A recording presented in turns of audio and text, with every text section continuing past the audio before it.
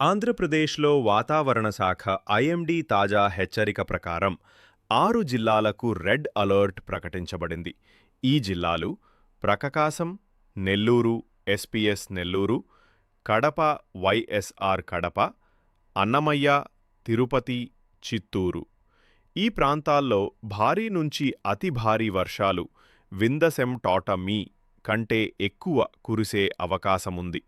జాగ్రత్తలు తీసుకోండి.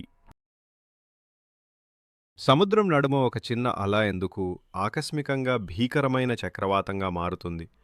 మనిషి ఎదుట ప్రకృతి తన శక్తిని ఎలా ప్రదర్శిస్తుంది?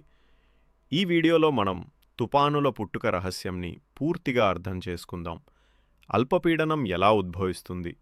ఆ అల్పపీడనం ఎందుకు ఒక్కసారి చక్రవాతంగా మారుతుంది?